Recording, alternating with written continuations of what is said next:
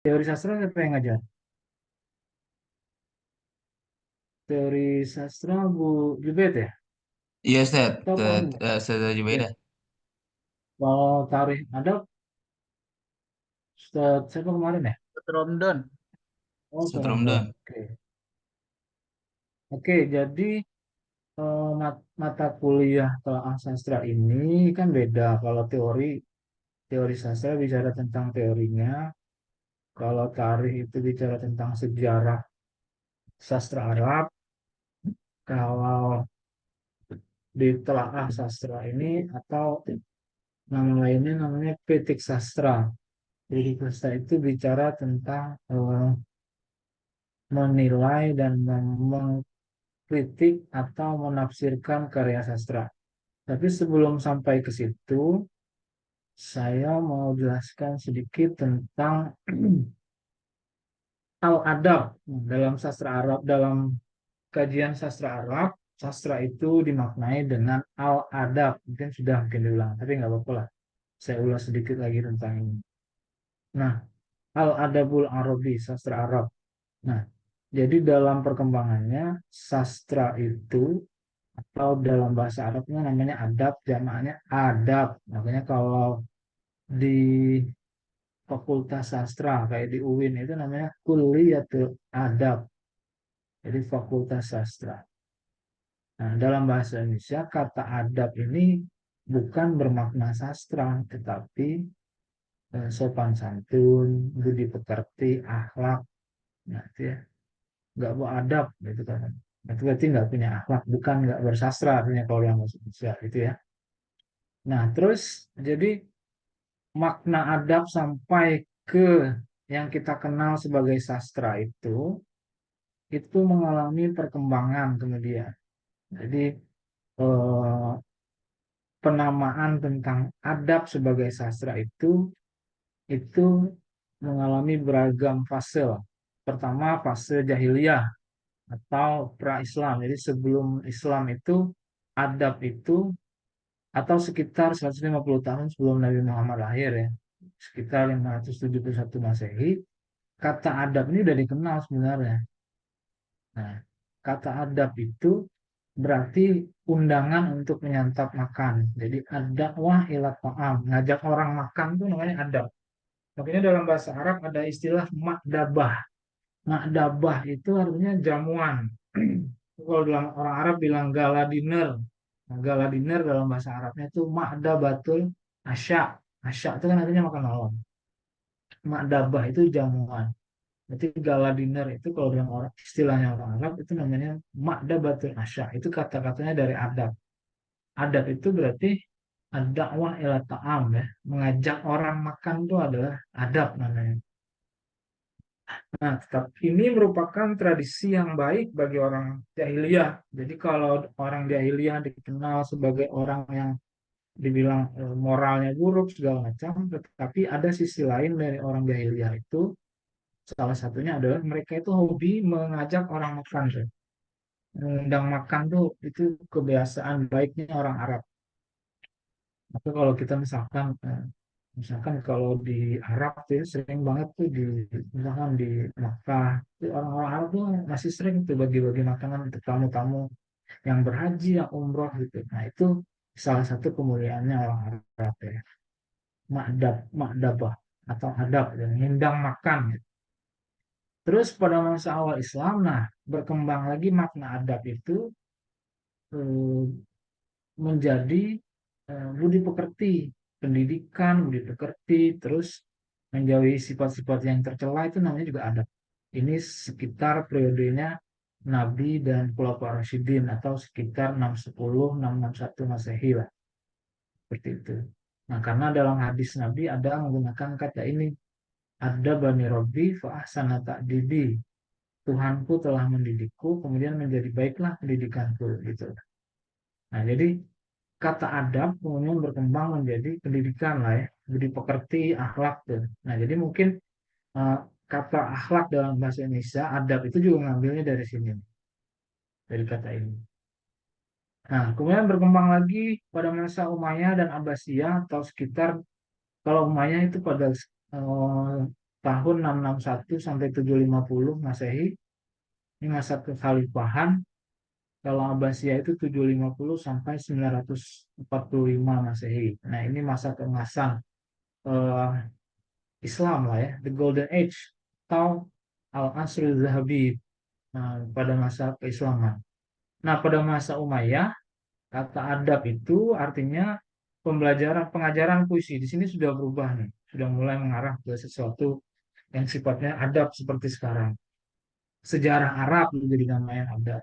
Nah, kalau pada masa Abbasiyah, adab itu mengalami perluasan makna lagi, tidak hanya pengajaran puisi dan sejarah Arab, tetapi juga pengajaran bicara dan nasihat. Nah, ini hampir sama lah dengan ini ya. Jadi kata adab mengalami perluasan makna. Terus pada abad ketiga atau sekitar abad 10 Masehi, 10 atau 11 Masehi, itu nah baru kata adab itu mulai dikenal seperti halnya sekarang dengan istilah sastra kalau dalam bahasa Indonesia, atau kalau dalam bahasa Inggris itu literatur ya, literatur.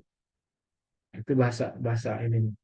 Nah, jadi adab di sini sudah bermakna tentang bahasa yang memiliki estetika bentuk dan isi, baik lisan maupun tulisan. Jadi nanti kan ada sastra lisan, ya, gitu ya. Tradisi sastra lisan seperti halnya sastra Arab jahiliyah itu kan modelnya sastra lisan itu. Nggak ada yang model tulis, jadi orang sistemnya pakai hafalan. Makanya dalam di istilahnya itu, kalau dalam istilah Arab namanya as-saqafah as-syafawiyah, budaya oral tradition, budaya hafal, budaya mulut ke mulut gitu.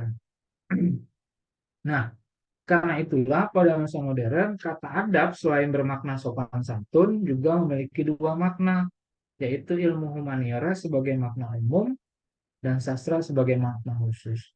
Ilmu humaniora itu ilmu-ilmu yang bicara tentang kebudayaan lah model-modelnya ya. Seperti sejarah, kemudian kita ini maksudnya rumpunnya ilmu humaniora. Bahasa, kalau di UIN itu namanya Kuliatul Adab wal Ulum al Insaniyah, Fakultas Sastra dan Humaniora. Humaniora itu yaitu sejarah, terus bahasa, sastra, sosiologi pun kadang masuk juga ke ranah ilmu humaniora, antropologi dan segala macam. Nah, jadi maknanya bisa ilmu humaniora dan sastra secara khusus. Nah, itu perkembangan makna adab ya. Kemudian jenisnya lagi. Nah, jenis sastra Arab itu ada yang namanya sastra deskriptif, al-adabul wasfi, ada yang namanya sastra imajinatif, al-adab al-insya'i namanya. Nah, kalau sastra deskriptif itu, nah ini bisa juga disebut dengan istilah lain namanya al-ulum al-adabiyah, ilmu sastra. Nah, nanti nanti saya jelaskan di slide berikutnya. Nah, adab wasfi itu terdiri dari tiga, yaitu nazariyatul adab, teori sastra, nah, tarikhul adab, sejarah sastra, dan kritik sastra itu nakdul adab. Nah, ini semua kita pelajari nih di WBA. Jadi, eh, ini yang disebut dengan al-ulum al-adabiyah. Dia bicara sastra, tetapi tidak tidak hal-hal yang sifatnya imajinatif. Nah, ini namanya sastra deskriptif gitu ya. Nah, kita masuknya di sini nih sekarang tuh. Di kritik sastra, nakut al-adab. Terus, nah ini teori sastra, nazariyat al-adab itu bicara tentang apa itu sastra, mahwal adab, gitu ya. Terus unsur-unsur yang membangun sastra itu apa? Ada unsur dalam, ada unsur luar, misalkan. Intrinsik, ekstrinsik, kalau dalam belajar teori sastra. Kemudian jenis-jenisnya, jenis sastra itu seperti apa tadi ya? Nah, atau genre sastra itu seperti apa? Ada yang model puisi, ada yang model nah, apa, prosa seperti apa.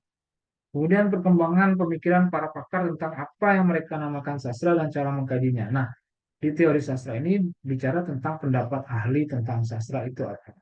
Makanya kalau kalian belajar teori sastra, makna tentang sastra itu sendiri tidak pernah selesai karena beragam. beragam pemikiran yang bilang sastra itu seperti ini, pendapat yang lain sastra itu seperti ini. Jadi tidak ada sesuatu yang final gitu, definisi tentang sastra. Kemudian tarikhul adab, sejarah sastra. Nah, kalau ini bicara tentang perkembangan karya sastra, perubahannya sepanjang sejarah. Makanya kalau belajar nggak kemarin di tarikh adab tentang apa nih fase-fasenya. Misalkan sastra Arab pada zaman jahiliyah itu tokoh-tokohnya siapa saja, kemudian ciri-cirinya seperti apa gitu. Misalkan di, di bab misalkan kalau di buku-buku sejarah sastra Arab tuh fase al-asr jahiliyah namanya. Pada masa jahiliyah itu ciri-ciri puisi Arabnya tema-temanya misalkan tema tentang pujian dan pujian itu bisa kepada suku mereka, bisa kepada eh, perempuan atau risak elgi elgi itu meratapi orang yang sudah mati gitu itu tema-temanya gitu tuh. Terus ada lagi hijak hijak itu satir menghina mengejek ngolok-olok nah dan lain-lain itu tema-temanya. Kemudian pada masa Islam misalkan temanya tentang keagamaan sudah mulai muncul. Jadi pujian pun sifatnya pujian kepada Nabi misalkan gitu ya. Nah itu perkembangan dan ciri-ciri serta tokoh-tokohnya. Nah, itu dibahas dalam sejarah sastra Arab. Tokoh-tokohnya misalkan kalau yang dikenal di Jahiliyah misalkan adanya Imru'ul Qais, Zuhair bin Abi Sulma, dan lain-lain. Nah, itu tokoh-tokohnya. Dibelajar nggak kemarin di Tarikh Arab? Tokoh-tokoh kita. Hah? Ada nggak? Dijelaskan nggak? Hah? Fase-fase, hah? Fase-fasenya ada juga, Ustaz. Ada ya? Ya, singkat singkat Nah, anak ya saya. seperti itulah ya. Singkat anak ada. Apanya? Ada ya? Nah, berarti seperti itulah ya. Itu fasenya tuh nanti. Pada masa modern seperti apa? Umayyah, Abbasiyah, genrenya seperti apa? Nah, nanti pada masa Abbasiyah ada namanya genre makomat. Itu genre-genre model-model sastra Arab semua. Bentuknya prosa, tapi bersajak gitu lah. Nah, terus kritik sastra. Nah, kalau kritik sastra ini lebih ke pemahaman, penghayatan, penafsiran, dan penilaian terhadap karya sastra. Nah, jadi kalau mau menilai sebuah novel, nah itu tugasnya ini, kritik sastra nih. Makanya antara kritik sastra, teori sastra, dan telaah sastra itu nggak bisa dihapus, ini nggak bisa dilepas tuh satu sama lainnya, karena pasti terikat. Kritik sastra butuh namanya teori sastra. Mengkaji puisi Arab jahiliyah, mengkritiknya, menilainya, kalian nggak bisa tuh hilang teorinya, teori tentang ini. Terus nggak bisa hilang sejarahnya. Nah, makanya nanti kita pertemuan selanjutnya ada beberapa teori sastra yang bisa dinilai dari kritik sastra nanti. Menilai gimana aspek psikologi tokoh dalam novel, misalkan gitu. Kita mau cari tokoh, misalkan judul novel, ada judul novel namanya, judulnya Nasitu An-Nimro'ah. Saya lupa bahwa saya itu perempuan. Karangan seorang novelis Mesir namanya Ihsan Abdul Kudus. Udah ada terjemahannya bahasa Indonesia. Nah, kita mau nilai, mau memahami karakter tokoh dalam cerita itu, misalkan. Tokohnya perempuan, tentu kan perempuan mungkin dia seorang wanita karir, ceritanya itu, ya, tapi dia akhirnya berpisah dengan suaminya, gitulah, pokoknya ceritanya seperti itu. Nah, nah, kita mau melihat nih sisi psikologi yang dialami dari si tokoh dalam penceritaan itu. Nah, itu kita bisa menilai itu lewat pendekatan kritik sastra tadi. Nah, nanti ada namanya teori psikologi sastra, gitu-gitulah ya. Nah, lewat-lewat seperti itu kita bisa menilai sastra. Jadi, menilai sastra itu bukan menilai, oh ini bagus, oh ini enggak, tapi menilainya lewat kacamata sastra, lewat pendekatan teori-teori yang digunakannya nanti gitu ya. Nah, oke. Itu namanya sastra deskriptif. Berarti sastra deskriptif tadi ilmu tentang sastra ya. Nah, kemudian ada lagi namanya sastra imajinatif. Nah, sastra imajinatif atau al-adabul insya'i itu adalah ekspresi bahasa yang indah dalam bentuk puisi, prosa, drama yang menggunakan gaya bahasa yang berbeda dengan bahasa biasa. Gaya bahasa berbeda itu misalkan gini, eh, apa? Misalkan kita mau muji orang nih, eh, misalkan mau memuji Jimmy nih, misalkan Jimmy dipuji. Kalau kamu ganteng, itu kan bahasa biasa kan ya? Itu bahasa biasa. Tapi kalau bahasa sastra, bilang Jimmy ganteng tuh, engkau itu rembulan gitu. Jadi bersinar gitu. Anta komarun. Itu kan, itu bahasa yang di luar bahasa biasa maksudnya. Syukron Ustaz. Menyamakan itu dengan rembulan gitu. Saking apa nih menyalanya gitu ya. Apa kilauannya itu. Nah, itu kan bukan bahasa biasa berarti kan. Nah, jadi dalam sastra itu bahasa yang digunakan itu berbeda dengan bahasa biasa. Seperti itulah ya. Karena ada unsur estetiknya, bentuk dan makna, kemudian ada imajinasinya juga, ada rasa, taste-nya ada, sama pikirannya ada. Pikiran itu bisa bentuknya tema lah. Jadi kayak menyebut orang, kamu anta Samsun, kamu itu matahari. Itu kan ada imajinasi di situ yang bermain. Menyerupakan seseorang dengan matahari gitu ya. Belajar balaghah tuh. Nah, sehingga mempengaruhi terutama rasa, bahkan juga pikiran penikmatnya, pembaca atau pendengar. Kalau kamu dipuji orang sampai dibilang kau matahari, itu kan ada mempengaruhi orang yang dengar kan gitu ya. Nah, itu yang dimaksud dengan sastra. Jadi, kalau sastra imajinatif itu lebih ke hal-hal yang sifatnya imajinatif lah, puisi, prosa, drama. Nah, ini nanti dalam sastra Arab juga ada tiga, seperti halnya sastra pada umumnya itu ada namanya puisi, kemudian prosa, puisi itu syair, kemudian ada prosa, prosa itu an-nasr, kemudian ada drama, drama itu namanya al-masrah atau al-masrahiyah. Nah, itu ya, itu gambaran umum tentang al-adab. Sekarang kita masuk ke genrenya. Nah, kalau di sini sudah masuk ke wilayah sastra imajinatif, karena yang kita bahas adalah sastra imajinatif, puisi, prosa, sama drama. Nah, sekarang masuk ke genre sastra. Anwa'ul adab al-Arabi, jenis atau genre sastra Arab. Nah, jadi tadi tiga ya, ini maksudnya kategorinya sastra imajinatif, ada puisi, syair, ada an-nasr, ada drama, al-masrahiyah. Nanti kita lihat seperti apa model-modelnya dalam sastra Arab. Nah, pertama kita masuk dulu ke puisi Arab atau asy-syi'ru al-Arabi, syair Arab. Ya. Nah, syair Arab itu termasuk karya sastra yang paling awal lah mungkin ya, karena pada masa jahiliyah meskipun prosa itu sudah ada, kalau pada masa jahiliyah kan prosanya dalam bentuk hitobah namanya. Hitobah itu khutbah, itu prosa. Tapi yang berkembang pada masa jahiliyah itu ada namanya syair. Syair itu ya puisi. Orang Arab dulu tuh paling jago buat puisi. Makanya syair Arab itu termasuk ya khazanah kesusastraan Arab yang paling melimpah lah. Ibaratnya seperti itu. Karena nenek moyangnya dulu orang Arab itu ya bersyair. Bahkan kalian dalam kitab-kitab klasik, misalkan kitab tasawuf, kitab fikih, segala macamnya. Itu pun juga pakai syair menjelaskannya itu. Bahkan dalam nahu, model penjelasannya pun pakai bait-bait puisi kan, seperti Alfiyah, Nazom, Emriti, Alfiyah, terus Jauharul Maknun kalau di Balaghah tuh pakainya bait-bait semua. Bahkan Imam Syafi'i, sekelas Imam Syafi'i pun sendiri punya namanya Diwan Syafi'i. Jadi syair kumpulannya Imam Syafi'i. Jadi orang dulu itu bukan saja seorang yang fakih, ahli fikih, tetapi juga mereka sastrawan, gitu ya.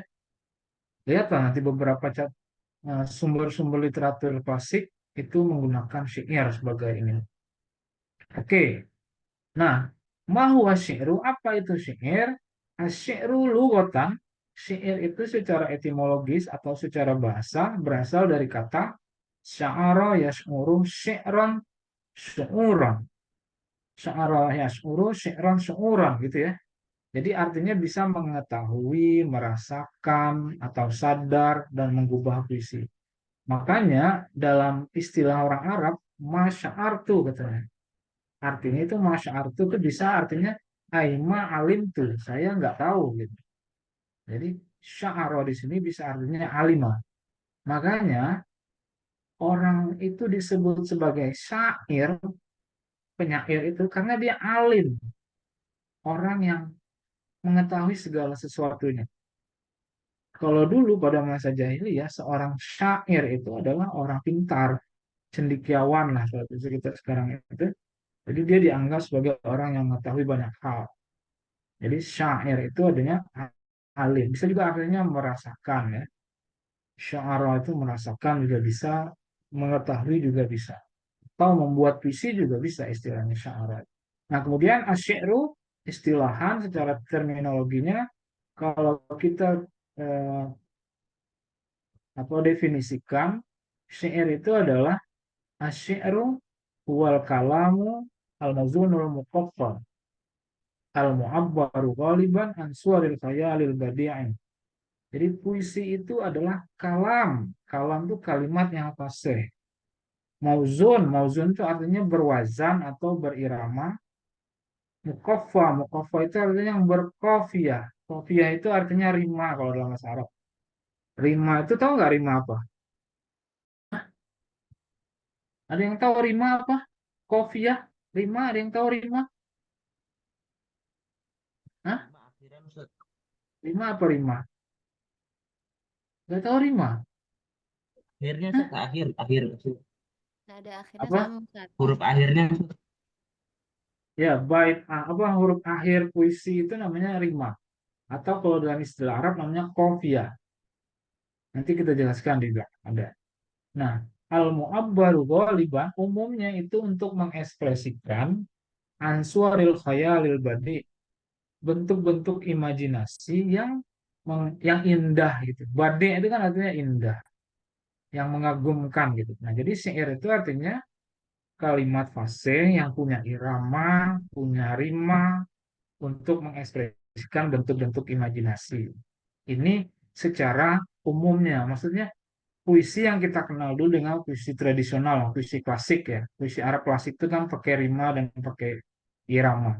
Nanti kalau wazan ini seperti halnya kita belajar sorab, fa'ala ya, oh misalkan. Nah, itu model sulasi mujarrad misalkan. Nah, dalam ilmu puisi Arab ada namanya ilmu arud wal qawafi itu dia juga punya wazan namanya taf'ilah.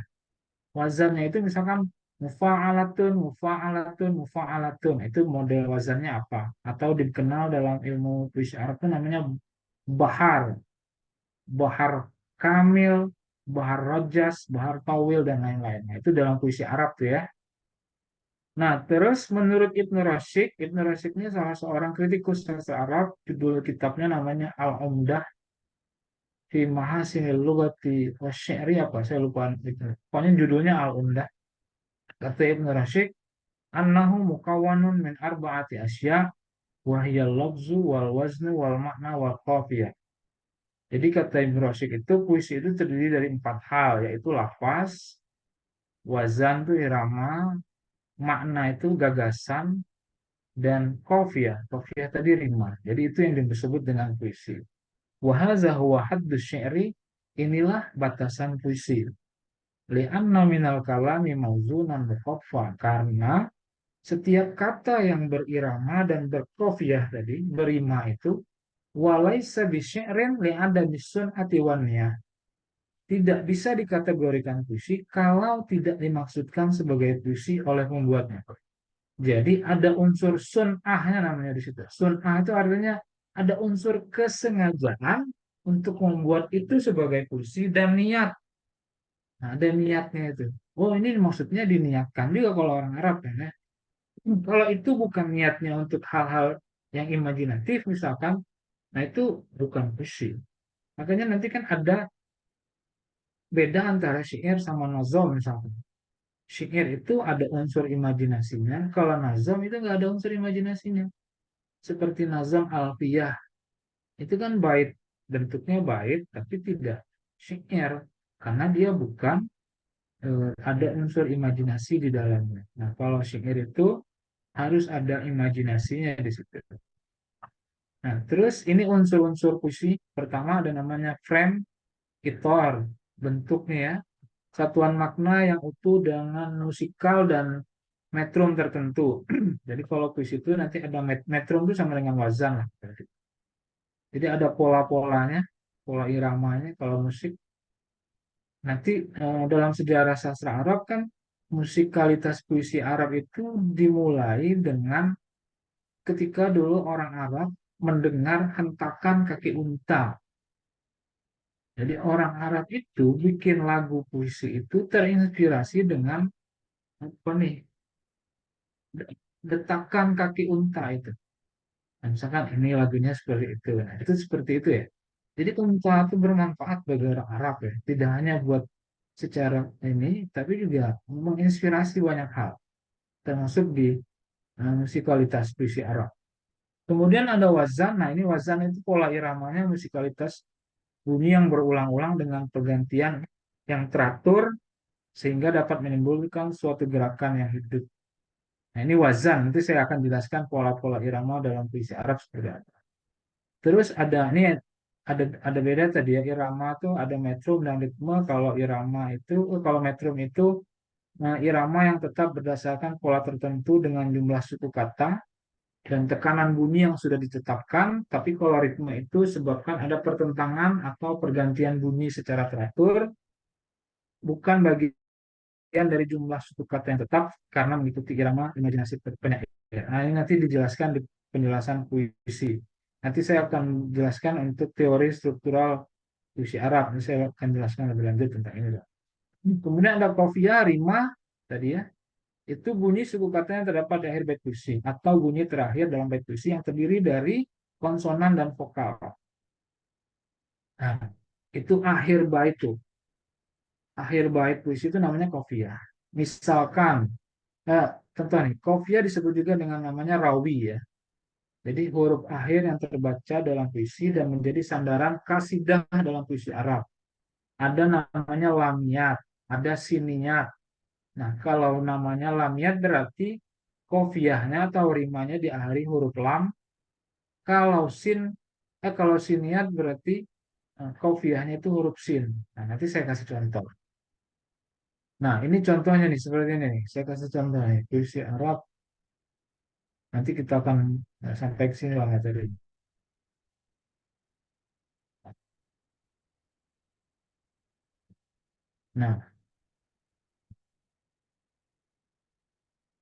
Nah, ini namanya irama dan ritme.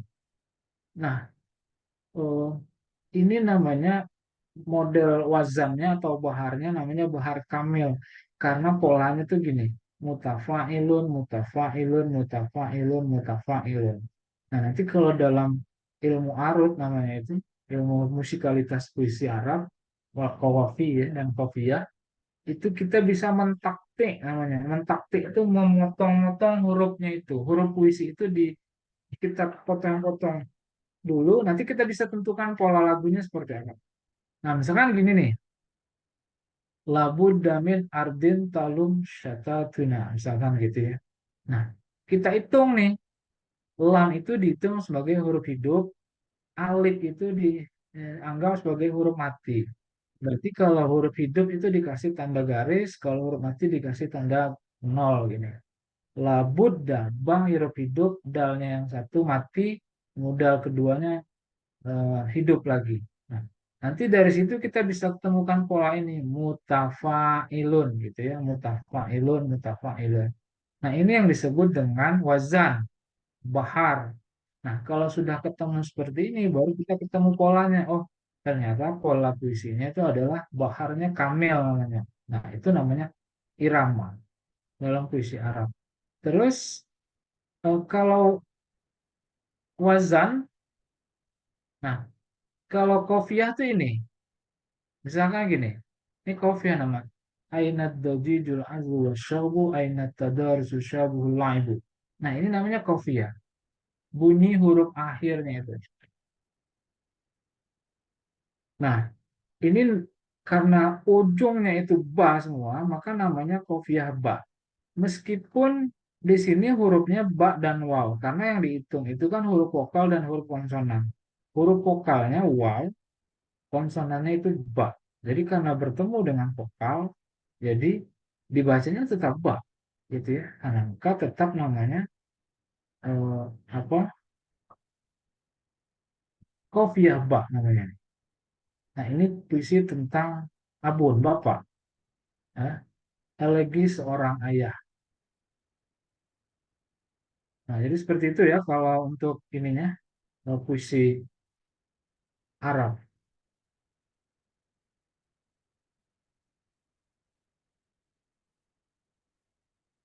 Nah, terus ada namanya uslub. Nah, ini puisi itu juga namanya ada uslubnya. Gaya bahasa seperti penggunaan diksi, retorika. Retorika itu ya misalkan balaghah atau retorika, balaghah. Kemudian ada kiasan. Kiasan itu bisa tasbih, bisa majas. Nah, sehingga puisi itu kesannya puitis gitu ya. Nah, itu uslub namanya. Ada lagi namanya atifah. Atifah itu emosi. Jadi, eh, atifah itu apa? Emosi yang diekspresikan sama penyair.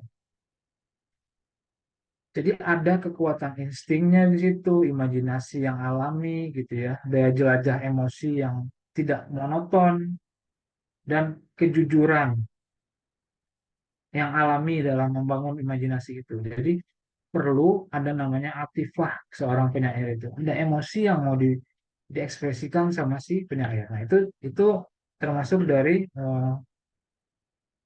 unsur-unsur puisi juga. Kemudian ada namanya fikroh, gagasan. Nah, ini ide yang terkandung dalam puisi itu apa? Ide ini juga menentukan puisi itu original atau enggak. Karena bisa saja kan puisi-puisi mau mengutip ide yang sudah dibuat sama orang lain gitu. Jadi maka seorang penyair juga perlu ada ide dan gagasan ini ya untuk apa atau pesan yang terkandung dalam suatu karya itu. Makanya nanti dari sini muncul beberapa tema-tema puisi ya. Tema puisi itu misalkan tujuannya puisi untuk apa segala macamnya. Nah, di situ namanya ide.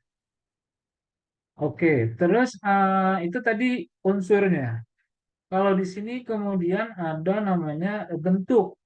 Kalau bentuknya itu, puisi itu terdiri dalam tiga bagian. Syair itu. Yang pertama namanya adanya asyairul multazim. Ini syair model tradisional. Ya, jadi dia masih berkaidah pada wazan. Wazan itu irama dan kofiah rimanya. Jadi ada wazannya, ada irama, ada rimanya gitu ya. Nah, itu model syair-syair klasik itu seperti ini. Kemudian namanya ada asyairul mursal. Nah, ini terikat dengan irama atau taf'ilah namanya, bahkan juga wazan, tetapi nggak ada rimanya. Jadi dia tetap ada bahar-baharnya tadi itu, wazannya, tetapi nggak ada rimanya. Nggak tetap rimanya itu. Kadang ada yang ba, ada yang jim, ada yang ini gitu, macam-macam. Nah, yang terakhir ada namanya syairul mansur atau asyairul hur. Nah, ini syair bebas. Jadi tidak terikat sama kaidah wazan, kofiyah, rima, dan taf'ilah. Nah, meski demikian, puisi bebas ini masih dalam konsep irama yang khusus karena bagian dari ekspresi penyair yang sifatnya subjektif. Nah, ini banyak berkembang di syair-syair modern. Nah, syair modern itu nggak pakai wazan, nggak pakai rima. Jadi dia bebas. Kalau dalam sejarah sastra Arab, eh, ini berkembang kemudian nanti ada aliran kan. Kalau dalam sastra Arab itu kalian kalau kemarin belajar sejarah sastra ada namanya aliran Mahjar. Mahjar itu komunitas komunitas para imigran Arab yang kemudian bermigrasi ke wilayah Amerika misalkan. Salah satu tokohnya mungkin yang kita kenal adalah Gibran. Jubran kalau dalam bahasa Arab namanya Jubran Khalil Jubran. Ya. Jadi kalau di Barat dikenalnya dengan nama Gibran. Gibran Kakabuming. Bukan ya. Khalil Gibran gitu ya. Kahlil Gibran itu kalau nama itunya. Ya. Nah, itu salah satu yang mempelopori juga munculnya puisi bebas dalam puisi Arab. modern. Nah, itu kalau bentuk ya tadi syair mutazil, mursal, syair hur. Nah, sekarang dari segi isi nih, seperti halnya puisi di Indonesia dan Barat, puisi Arab juga dibagi ke dalam 3 bagian. Pertama ada namanya syair ghina'i namanya, puisi lirik. Nah, ini sifatnya puisinya itu subjektif, zati, kemudian berisi perasaan, pikiran, dan sikap penyair. Nah, dalam sejarah sastra Arab, jenis puisi ini tuh yang paling banyak melimpah dalam khazanah kesusastraan Arab. Jadi yang paling banyak tuh model lirikal, ginai namanya, syair ginai, syair lirik. Nah, ada banyak puisi yang masuk kategori ini. Pertama ada namanya puisi elegi, risa, yang berisi tentang ratapan kematian. Nah ya, risa itu artinya meratap tuh. Jadi kalau dulu orang jahiliyah itu meratapi nenek moyang mereka yang sudah nggak ada, itu lewat puisi-puisi ini. Karena mereka kan Arab jahiliyah itu kan bangga dengan nasabnya ya. Jadi ibaratnya itu misalkan salah seorang tokoh kabilah besar, kemudian mati itu nenek moyangnya atau kakeknya atau orang tuanya, dan kemudian mereka meratapinya dengan puisi. Nah, salah satu temanya itu ya adalah puisi ini, puisi elegi. Kemudian puisi pujian atau maddah. Maddah itu bisa pujian kepada Tuhan, terhadap pahlawan, dan kekasih yang dicinta atau namanya ghazal. Ghazal itu namanya puisi cinta, biasanya lebih ke perempuan, model-model puisinya. Kalau maddah kan bisa ada pujian kepada Nabi itu maddah juga, kayak kasidah, burdah gitu ya. Itu kan pujian-pujian kepada Nabi. Nah, itu masuk kategori genrenya puisi pujian. Kemudian ada satir, hijak yang berisi tentang ejekan, hinaan, dan kritik. Nah, ini hijak. Hijak itu artinya menghina. Jadi kalau orang lain dulu pada masa jahiliyah, orang Arab itu kalau berperang, jadi kan perang itu kan udah jadi tradisi antar suku, antar kabilah. Nah, salah satu yang dipakai sebagai alat propagandanya itu, kalau sekarang main bola tuh kayak cywar lah, ya, psychological war gitu ya, lah istilahnya gitu ya. Cywar antara Manchester United sama Manchester City. Nah, itu kan ada manajernya tuh ngomong di media seperti ini gitu-gitu. Nah, itu cywar namanya kan. Nah, dalam konteks jahiliyah, orang dulu sebelum perang cywarnya pakai puisi satir. Jadi sebelum perang itu di diinikan dulu lah lewat puisi, direndahkan dulu lewat puisi. Nah, makanya puisi ini tuh sangat membekas sekali. Orang bisa hina kalau diejek lewat puisi kalau pada masa itu. Nah, itu ya, orang itu bisa hina kalau diejek lewat puisi ini gitu. Nah, maka eh, puisi satir itu termasuk salah satu yang berkembang di era jahiliyah juga. Puisi ejekan terhadap lawan gitu ya. Sawar, ya enggak? Gitu kan kalau sawar gitu kan menjelek-jelekan dulu ini sebelum bertanding, ibaratnya seperti itu.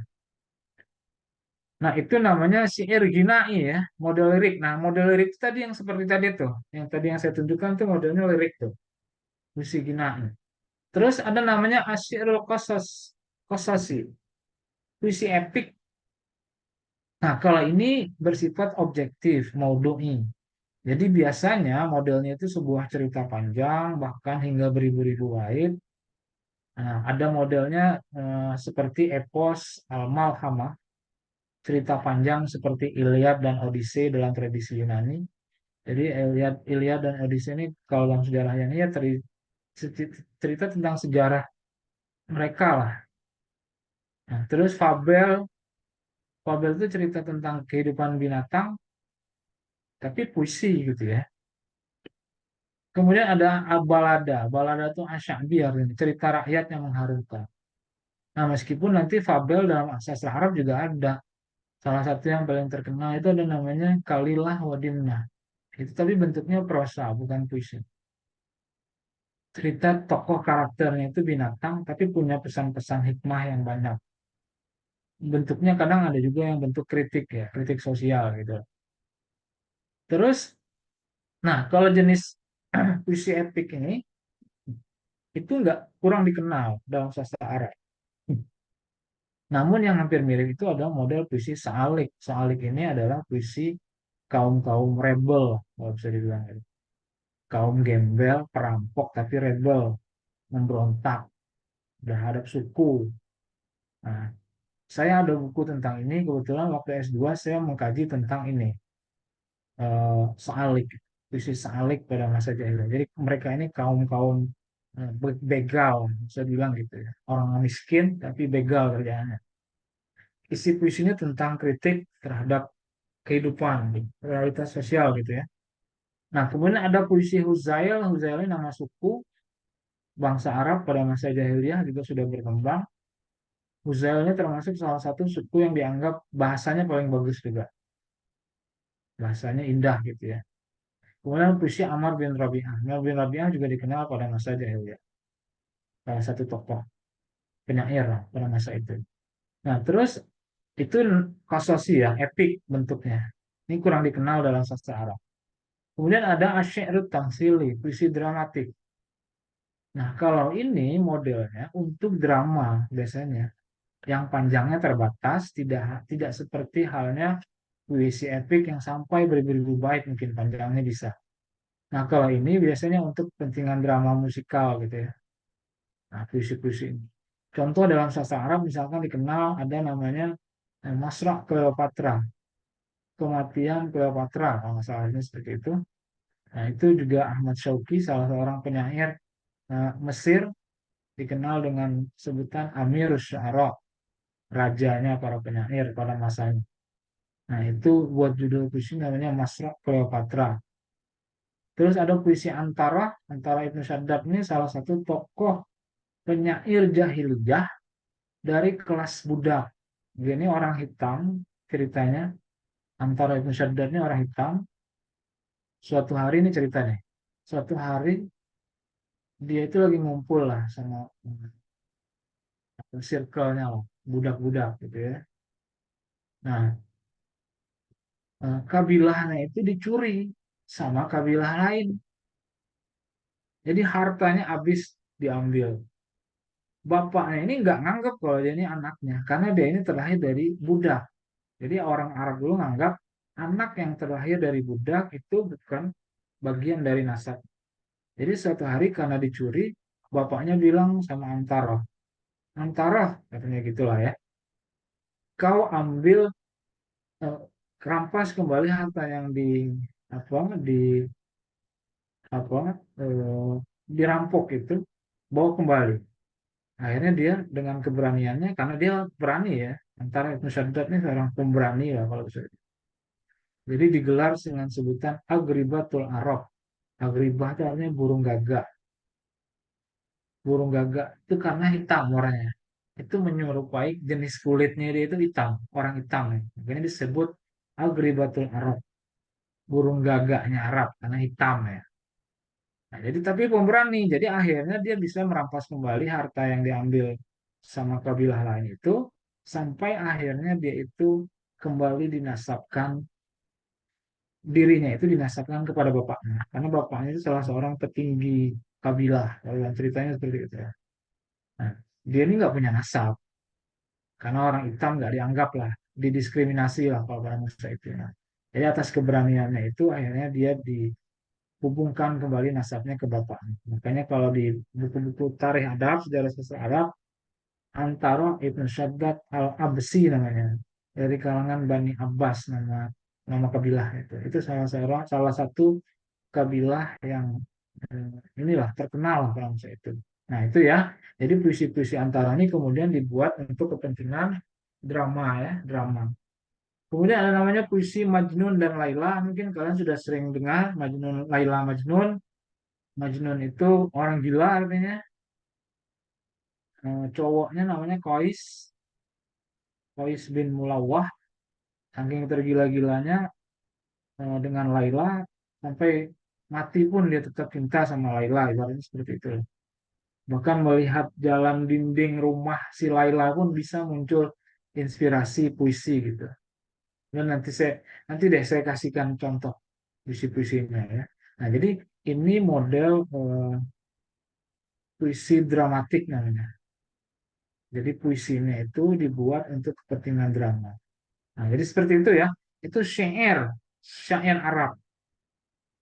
Nah, ini eh, ada pertanyaan nggak nih? Waduh, saya ngomong terus nih, karena dari awal. Ada yang mau ditanyakan nggak terkait dengan syair? Kamu hobi baca eh, sastra nggak? Novel atau apa gitu, puisi kah? Seperti itu, ada yang suka? Hamam, Diana, suka Diana? Hamam, Hamam Ustadz, dia suka baca novel percintaan. Siapa? Hamam. Nanti saya kasih contoh novel percintaan yang cocok buat Hamam. Hamam Ya, sukanya novel Wattpad Ustadz, Galaksi Galaksi. Wat- Wattpad juga banyak. Wattpad kan banyak apa ya? Kalau kalian cari Wattpad yang versi Arab tuh banyak juga novel apa yang Arab gitu ya. Banyak sekarang itu ada namanya kalau di apa ya di sosial media ada misalkan kelompok-kelompok sastra Arab gitu ya. Mungkin di Instagram ada nggak ya? Di Facebook misalkan kalau dulu ya ada model kumpulan cerita-cerita gitu ya. Sastra Arab tuh itu masuk kategori sastra digital lah kalau sekarang tuh Al-Adab Ar-Rakmi namanya. Sastra digital. Pakai platform-platform kayak Wattpad dan lain-lain tuh ya. Nah, itu banyak tuh. Bahkan dari Wattpad kan bisa muncul jadi film ya. Yang kayak gitu-gitu kan banyak. Dalam sastra Arab juga banyak itu. Berkembang juga seperti itu. Nah, jadi itu syair ya. Syair uh, pengantarnya tentang syair. Nah, sekarang ada pertanyaan nggak nih? Kita sampai jam berapa? Dia, Sampai Jimmy. jam habis sampai masih lama 16, nggak sih Ustadz? 16.20 Ustadz. Iya masih lama Ustadz. Ya udah, oke. Jangan cepet-cepet Nah, Ustadz. sekarang kita masuk. Nah, Jangan cepet-cepet kata nah Jimmy sekarang. Ustadz. Ya udah. Nah, ini oke tadi syair ya. Sekarang kita ke prosa deh. Maksudnya kita menjelajahi prosa Arab sekarang. An-Nasru al-Arabi. Jadi prosa itu artinya kalau menurut Ahmad Al-Iskandari dan Mustafa Ainani, judul kitabnya namanya Al-Wasit fil Adabil Arabi. Wan Nasru ma laisa murtabitan biwaznin wala qafiyatin. Prosa itu kata-kata yang tidak terikat dengan wazan, irama, dan qafiyah. Jadi nggak ada irama, nggak ada rimanya. Itu namanya prosa. Nah, kalau menurut Syekh Doib, dia baginya menjadi dua macam. Ada An-Nasrul Adi, prosa biasa. Ini modelnya seperti bahasa komunikasi sehari-hari itu. Nggak punya nilai sastra, kecuali model-model masal. Masal itu peribahasa. Atau hikmah tuh kayak kata-kata bijak tuh. Quote-quote tuh. Nah, itu prosa juga maksudnya. Nah, itu namanya prosa biasa. Terus ada prosa yang diciptakan memang oleh para sastrawan. Nah, ini biasanya mengandung nilai estetika ya. Ada unsur-unsur balaghah di situ.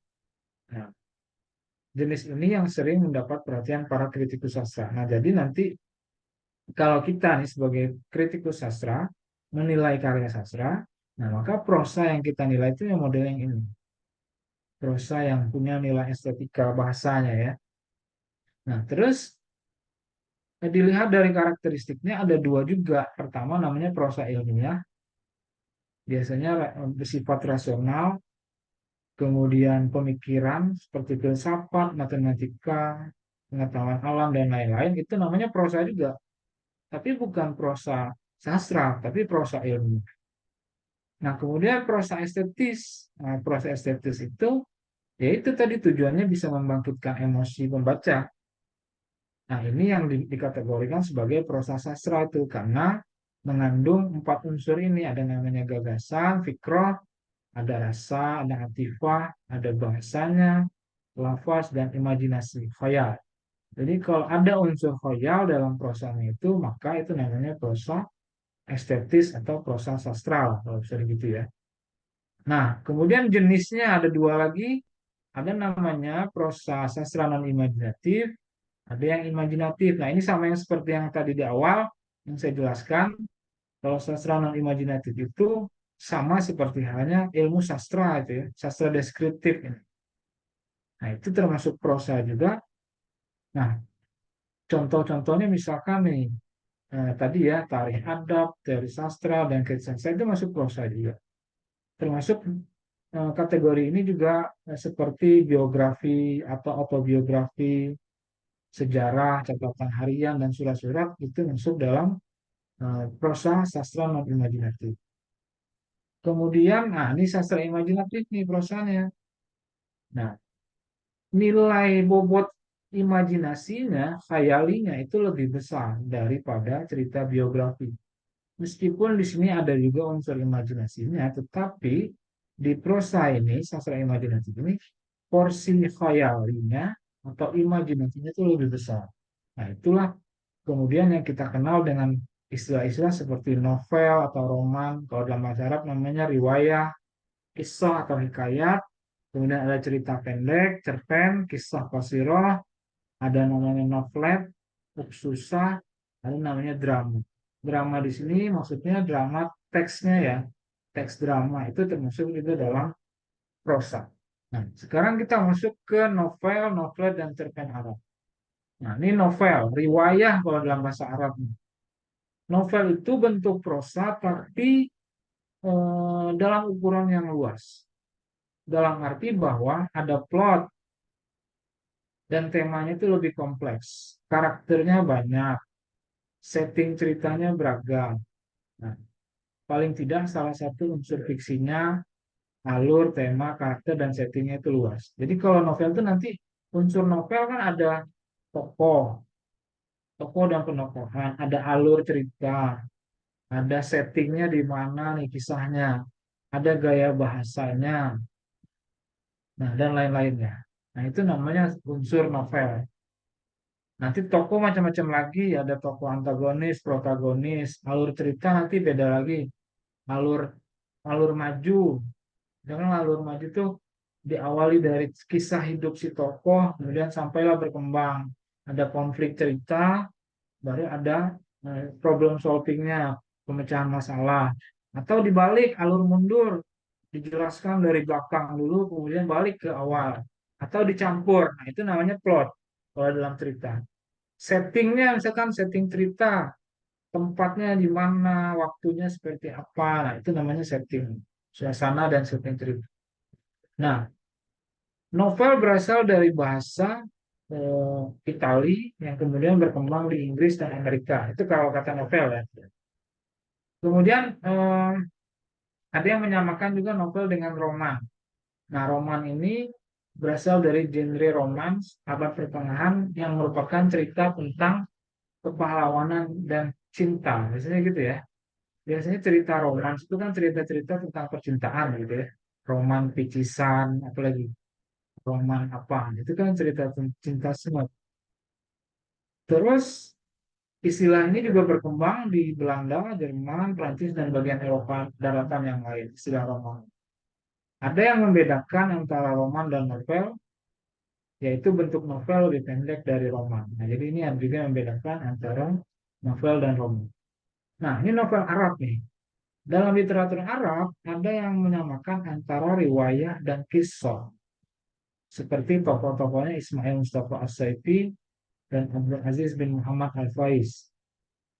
Nah, ada yang membedakan kisah itu tingkat tebalnya, tebal halamannya maksudnya, berada di antara riwayah dan kisah qasirah. Nah, riwayah itu novel, kalau kisah qasirah itu pendek.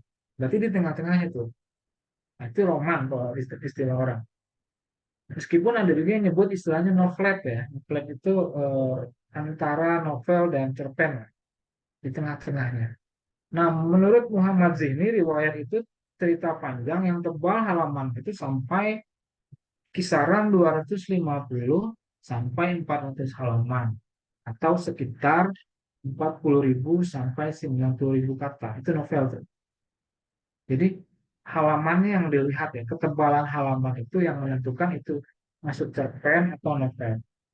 Kemudian ada juga kisah cerita atau novel yang lebih pendek dari riwayah, tetapi lebih panjang daripada cerpen. tebalnya itu sekitar 130 sampai 150 atau 20.000 sampai 30.000 kata. Nah, ini yang tengah-tengah. Ini yang disebut dengan novelet ya. Novel kecil lah, kalau bisa dibilang gitu. Nah, novel dibagi menjadi 3 golongan, ada novel percintaan, novel petualangan, dan novel fantasi. Kita coba lihat di sini nih. Nah, novel percintaan. Nah, kalau novel percintaan itu biasanya melibatkan peranan tokoh wanita dan pria secara berimbang. Jadi antara tokoh pria sama wanitanya itu berimbang. Bahkan ada yang juga tokoh wanitanya lebih dominan. Nah, ini tuh biasanya cerita-cerita novel-novel cinta itu seperti itu. Nah, yang termasuk dalam novel ini dalam sastra Arab misalkan ada novel judulnya Laila Majnun yang lahir pada masa Umayyah karangan Syekh Nizami. Nah, ini juga sudah banyak terjemahannya di bahasa Indonesia. Jadi menceritakan kembali kisah Laila Majnun itu ke dalam novel. Nah, itu seperti ini ya. Majnun, Qais nama si laki-laki ini. Kemudian ada namanya Majdulin, Magdalena. Novel ini karya Mustafa Lutfi Al-Manfaluti. Majdulin inilah kemudian yang menjadi inspirasi Buya Hamka. Kalau kalian tahu, katanya seperti itu ya. Buya Hamka itu nulis novel tentang tenggelamnya kapal Van der Wijk itu juga dapat inspirasinya dari novel ini. Si Zainuddin dan siapa? Hayati, tokohnya. Nah, itu juga ceritanya tentang percintaan. Meskipun ada yang menuduh, kalau dalam polemik sastra Indonesia itu, ada yang menuduh siapa Buya Hamka itu mengadopsi cerita ini. Meskipun ya tentu saja berbeda juga model ceritanya ya. Kemudian ada novel namanya Zukak Midak, Lorong Midak, karya Najib Mahfuz. Pada masa modern juga masuk kategori ini. Jadi ini ceritanya tentang percintaan semuanya nih. Nah, kemudian ada novel petualangan. Nah, kalau novel petualangan itu biasanya sedikit sekali memasukkan peranan wanita. Jika wanita dimasukkan dalam novel ini, biasanya penggambarannya hanya hampir stereotip dan kurang berperan. Gak banyak lah, biasanya novelnya nih bacaan kaum pria, model petualangan gitu ya, adventure. Karena tokoh-tokoh di dalamnya itu pria dan dengan sendirinya melibatkan banyak masalah dunia lelaki yang tidak ada hubungannya dengan wanita. Meskipun dalam jenis petualangan ini sering juga ada percintaannya. Nah, jadi kalau melihat ini masuk kategori novel percintaan kah atau petualangan, itu dilihat porsinya nanti ya, porsinya seberapa besar ceritanya. Nah, meskipun cerita percintaan itu hanya sebagai sampingan saja, jadi tidak semata-mata bicara tentang persoalan itu. Nah, misalkan dalam satu Arab ada novel Aulat Harotina, Anak Kampung Kami. Ini juga sudah ada terjemahannya dalam bahasa Indonesia, karya Najib Mahfuz yang berkisah tentang tokoh Adham, Jabal, dan Rifa'ah, dan Qasim bisa dimasukkan kategori ini. Jadi ini kisahnya, alegori, kiasan lah ya, tentang kisah yang ada dalam Al-Quran, menceritakan tokoh utama laki-laki yang terlibat dalam persoalan laki-laki, dan terkadang kekerasan, khususnya dalam kebutuhan pengaruh sosial. Nah, ini sudah ada. Bahkan eh, ini salah satu novel yang kontroversi juga karena dianggap mengambil alegori dari kisah-kisah Al-Quran. Meskipun demikian, Najib Mahfuz ini salah satu sastrawan Arab yang apa ya, yang memperoleh gelar Nobel, Nobel sastra dunia itu satu-satunya sastrawan Arab itu adalah Najib Mahfuz. Nah, itu model novel petualangan ya. Nah, terus terakhir ada novel fantasi. Nah, novel fantasi itu bicaranya biasanya tentang hal-hal yang realistis dan serba tidak mungkin. Dilihat dari pengalaman sehari-hari. Nah, biasanya juga yang tidak realistis nih maksudnya ya. Jadi karakternya juga tidak realistis, settingnya juga, plotnya juga tidak wajar. Kemudian ide konsepnya hanya dapat dijelaskan dalam dunia fantastik gitu ya, bentuk fantasi, menyalahi hukum empiris dan pengalaman sehari-hari. Nah, contohnya misalkan novel At-Tawabi wa Zawabi. Ini jin-jin perempuan dan malapetaka. karya Ibnu Syahid, prosais Andalusi. Andalusi itu Spanyol kalau sekarang. Yang berbicara tentang sastrawan dan kritikus dari kalangan jin. Atau Kalilah Wadimnah, ini tadi yang saya sebut, karya Ibnu Muqaffa yang mengungkap tentang simbolik binatang. Ini fabel modelnya pada masa Abbasiyah. Nah, ini juga cerita tentang eh, dunia binatang lah seperti itu. Kemudian ada namanya Risalatul Ghufran karya Abu Ala Al-Ma'ari. Ini bicara tentang alam penghuni surga dan neraka pada akhir Abbasiyah, juga bisa masuk dalam kategori jenis novel ini. Jadi ini novel-novel fantasi semua. Nah, jadi eh, penggolongan ini hanya penggolongan pokok saja, sehingga dalam prakteknya jenis novel ini sering dijumpai dalam satu novel. Jadi misalkan ada petualangannya, ada fantasinya, ada cintanya. Jadi penggolongan ini hanya bisa dilakukan dengan melihat kecenderungan mana yang banyak dalam sebuah novel. Apakah percintaannya, petualangannya, atau fantasinya. Jadi yang dilihat tuh porsinya ya. Porsi ceritanya tentang percintaan lebih dominan ya. Mungkin masuk dalam kategori novel percintaan. Atau petualangannya lebih banyak. Nah, itu bisa dimasukkan dalam novel-novel petualangan. Atau sebaliknya, misalkan fantasinya lebih banyak ketimbang percintaan dan petualangannya. Nah, jadi melihat porsi mana yang lebih banyak, maka itu yang apa? Yang dilihat gitu ya. Yang dilihat tuh itu.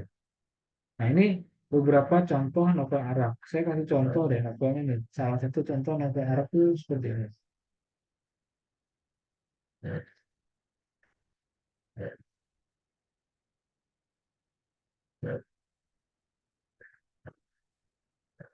Ini contoh novel Arab. Eh, Orang Arab juga ini ya.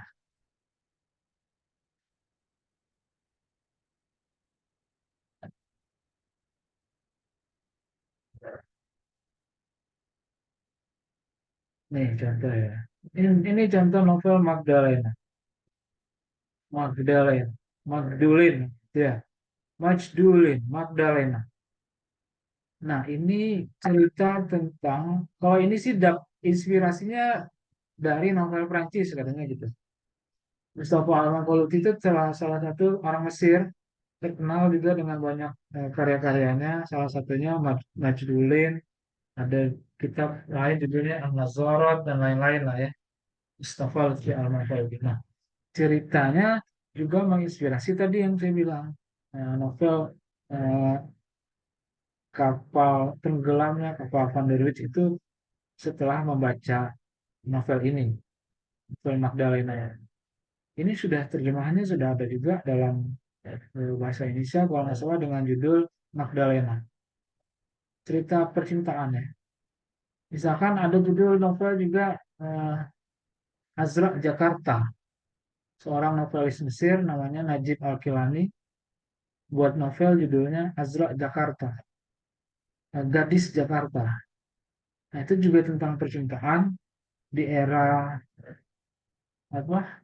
Era dulu, era komunisme lah. Jadi orang Mesir, tapi buat setting ceritanya itu di Indonesia, Jakarta gitu. Bahkan dalam sejarahnya dia nggak pernah datang ke Jakarta, tapi hanya lewat berita-berita yang di koran-koran kemudian dia baca, sehingga menginspirasi judul novel namanya Azra Jakarta, Gadis Jakarta. Cerita seorang laki-laki aktivis lah, bisa dibilang gitu, kayak Hamam gitu kan. Nah, bercerita dengan seorang perempuan juga yang apa kalau dalam ceritanya gitu. Nanti kalian cari ya novel terjemahnya Gadis Jakarta, cari aja tuh. Nah, jadi cerita aktivis me- memperjuangkan suara apa masyarakat dan gitu-gitulah. Pokoknya apa jatuh cinta dengan seorang perempuan dan segala macamnya. Pokoknya itu juga masuk dalam kategori novel percintaan gitu ya. Iya nggak? Hamam ya, aktivis nih Hamam. Oke, seperti itu. Ada lagi pertanyaan nih tentang novel. Baru nanti kita masuk ke cerpen nih. Cerpen ada banyak lah nanti contohnya ya. Saya belum ini ya. Ada padahal saya banyak Nah, contoh-contohnya kan nggak masuk di laptop yang ini kayaknya nih. Nanti saya ini kan ya, saya carikan nanti contoh-contohnya. Misalkan ini contoh tadi puisi ya. Nah, puisi bebas misalkan kalau kita nanti melihat puisi bebas Arab modern,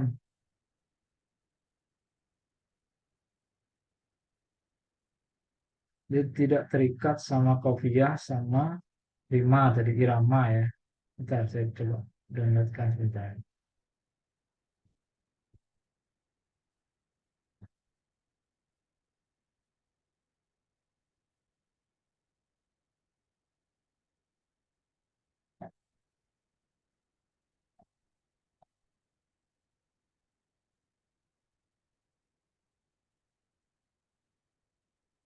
Nah, ini ya. Nah, ini contoh puisi bebas. Hur.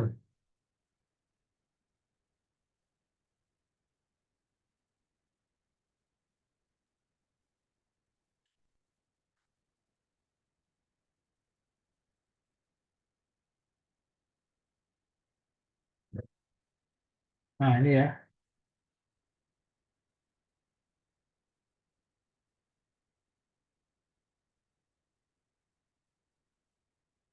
Nah, ini ada contoh puisi karangan Nizar Qabbani, eh, yang tidak terikat sama ini pola-pola irama. Nih, bacanya apa, Mam? Judulnya, Mam? Coba dibaca, Mam. Nah, Mam. Mana tuh? Oh, judulnya apa ya itu? Asyhadu an la ilaha illa anta. Lanta apa Lanti? Eh, betul tuh. Hah? Apa ini kalau diterjemahkan apa? Hah? Kurang tahu tuh. Ya udah terjemahin judulnya. Oh, saya bersaksi bahwa tidak ada perempuan selain kamu. Ya, Gitu. nah gitu ya. Jadi ini salah satu puisi Arab karangan Nizar Qabbani sering sekali. Nah, ini model puisinya bebas. Coba lihat ya. Tidak terikat dengan kopiahnya. Tuh, taknya beda. Kemudian ada ininya di bawahnya ada ya. Di sini sudah ta, semuanya juga ada ya. Kemudian nggak terikat pola irama tadi ya. Nah, biasanya modelnya bait-bait pendek kemudian ke bawah gitu. Nah, ini model puisi apa? Puisi modern atau puisi bebas tadi ya. Apa syi'rul hur. Nah, ini seperti inilah modelnya kalau kalian lihat nanti di eh, puisi. Nah, ya, asyhadu alla apa nih? Kejtahuni fil dan iskika zilzal. Tuhrikuni dan lain-lainnya ya. Seperti itu ya contohnya. Nanti nanti kita coba nanti menganalisis puisinya seperti apa iniannya. Terus satu lagi lah contohnya. Hmm, Nah, ini misalkan contoh nanti kalian ketika menganalisis novel Arab, misalkan gini ya, pakai novel karya eh, As-Sabiul A'raj. As-Sabiul A'raj itu artinya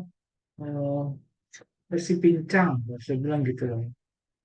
Nah, ini novel karangan Yusuf Awad. Nanti ketika kalian menganalisis itu lihat temanya apa, kemudian fakta ceritanya seperti apa, gitu-gitu ya. Nah, kemudian lihat karakter tokohnya seperti apa, eh, plotnya nih plot, namanya nih plot, alur cerita, kemudian latar settingnya tadi, kemudian sarana ceritanya dan keterkaitan antar unsur dalam cerpen. Nah, ini cerpen ya, bukan novel. Nanti seperti itu ketika mau menganalisis sastra ya. kritik sastra terhadap novel itu seperti itu nanti modelnya. Nanti kita akan sampai lah ke pembahasan itu gimana tahapan analisis terhadap puisi, novel, dan cerpen, khususnya dalam cerpen-cerpen Arab. Oke, seperti itu. Eh, ada pertanyaan nggak nih? Hah? Ustaz, Berarti kalian mulai dari ini ya. Kalian mulai dari nanti diskusinya dari ini. Buat 11 kelompok. eh, ya, buat 11 ya. Kelompoknya 11. Nah, nanti mulai dari pendekatan terhadap nih. Nanti kalian mulai dari sini ya. Saya akan selesaikan dulu nanti. Nah, ini ya, boleh dari 3 nih ya. Mulainya ya. Nih, 3 ini. Sampai ke sini nanti. Ya, buat 11 ya. 11 kelompok. Eh, diskusinya berarti kita mulai di minggu kapan ya? Tanggal berapa? Ini tanggal berapa sekarang? 21. Tanggal 21. Nah, tanggal 28 kita ini dulu ya. Eh, Penjelasan lagi itu Ustaz. udah berapa kali pertemuan? Hah? Baru baru 2. Baru 2 ya? Kan harusnya 3, Oke, tapi minggu awal depan awal kita, tuh libur. ya udah berarti kita masuk dulu minggu depan. Nah, nanti minggu depannya kita apa nih? Presentasi. Enggak nge-zoom ya. Berarti Oh, di tanggal 6 kita nggak nge-zoom. Ya, gitu ya. Saya ya. saya selesaikan dulu tadi yang tadi itu belum selesai. Ini kan banyak mus itu memperkenalkan novel Arab dan cerpen. Tapi boleh nanti silakan dibaca saja apa yang saya kasih tadi ya. Tinggal sedikit sih sebenarnya lah gitu. Nanti kalian silakan baca saja eh, beberapa karakteristik novel, cerpen, dan drama. Nanti baru kita masuk ke pendekatan dalam, saya sih sebenarnya mau jelaskan langsung tentang ini. Nah, pendekatan dalam menganalisis sastra. Nah, pendekatan dalam menganalisis karya sastra, saya pengen jelaskan bagaimana pendekatan yang dipakai, metode, dan segala macamnya ketika mengkaji karya sastra Arab untuk penelitian. Karena nanti banyak juga dari mahasiswa bahasa Arab itu yang minat terhadap kajian-kajian novel sastra lah khususnya ya. Di angkatan sekarang aja yang 20 itu hampir berapa orang ya?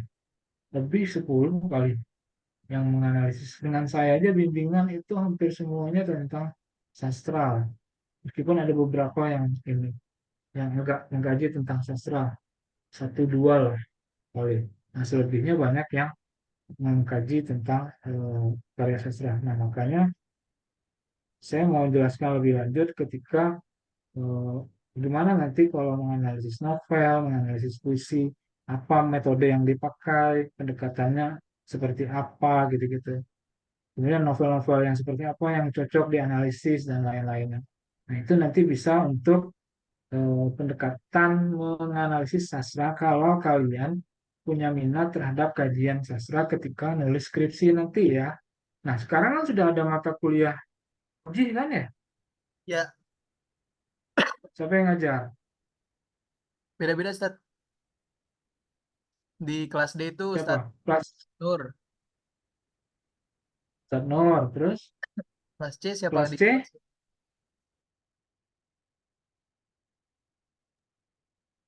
Dia biasanya saya dapat mata kuliah itu, dia Khalifah. cuman kan, ah, Dia Khalifah dipanggil. di Balikpapan. Iya, kenapa Ustaz? Tauji siapa yang ngajar? Tauji, kelas C. Siapa Tauji ya? Lah, nggak Ustaz kuliah. Samsi, Ustaz Ustaz Samsi. Samsi. Oh, sesat. Nah, Oh gitu ya. Nah, biasanya tuh kadang saya yang dapat mata kuliah Tauji, jadi sekaligus ngasih apa nih model judul seperti apa yang didapatkan ya.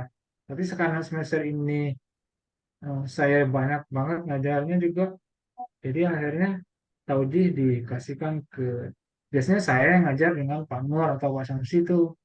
Ustadz Sab malah udah lama nggak ngajar taujih kan, Ustadz Sab pada juga ngajar kan saya. Nah, jadi harusnya mata kuliah itu dan telaah itu di semester akhir, semester-semester sekalian ini saya yang ngajar.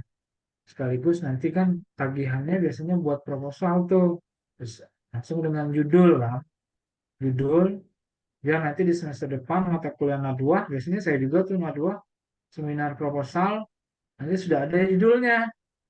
Jadi dari sekarang nyiapin judul, mau kajian sastra, kajian pembelajaran bahasa Arab kah, atau yang lain-lain, nanti diarahkan mau kemana gitu. Tapi ya nanti mungkin semester depan nanti ketemu saya lagi di mata kuliah Nadwah kali, seminar proposal, buat proposalnya ya. Oke, seperti itulah ya gambaran tentang sastra Arab secara umum, genrenya puisi, prosa, cerpen, dan drama. Nanti baru kita masuk ke wilayah eh, menganalisis karya sastra Arab seperti apa, lewat teorinya apa, pendekatannya apa, supaya memudahkan nanti bagi kalian yang punya minat terhadap kajian-kajian sastra ketika menulis skripsi Arab. Kalau novel, kalau sastra itu yang uji paling saya, Bu Juber, mungkin ya, dan Pak Nur. Bimbingan mungkin nanti dengan bisa juga saya, Pak Saf juga sering dapat bimbingan tentang sastra tuh nanti. Sudah ada beberapa yang bimbingan dengan Pak Saf juga tentang novel sastra, puisi bahkan ada yang kaji tentang syair gitu sekarang. Oke lah ya seperti itu ya. Eh, Insya Allah nanti minggu depan kita sambung lagi. Ustaz, Nanti minggu depannya kita tidak Zoom dulu, baru minggu depan mulai diskusi ini. berarti diskusi Diskusi itu ini. tanggal 13-an ya, Ustaz ya? Diskusi boleh sekitar tanggal 13. Iya, Itu 13 saja. berarti presentasi, Ustaz, kelompoknya kan? Iya, presentasi loh. Oke, siap. Langsung dua juga nggak apa-apa. Jadi mengisi yang tanggal 6 nggak ada tuh. Hmm, oke, Ustaz. Ya, tanggal Siap. 2. Atau nanti dimulai yang dari materi ke ini aja nih. Materi keempat. Boleh? Jadi keempat aja, Ustaz. Ya, nanti 3 saya yang jelasin dah nih. Teorinya pendekatan nih. Saya jelasin dulu. Nanti kamu mulai dari yang keempat. 4 dan 5 ya. Kalau mulai tanggal 13 tuh ya. Karena masih satu pembahasan tuh. Oke, seperti itu. Eh Insya Allah minggu depan masih masih nge-zoom ya. Minggu depan baru enggak. Minggu depannya lagi baru enggak kita. Nanti saya kasihkan materinya. Oke, syukron. Siap. Eh, Assalamualaikum warahmatullahi wabarakatuh. Waalaikumsalam warahmatullahi wabarakatuh. Waalaikumsalam.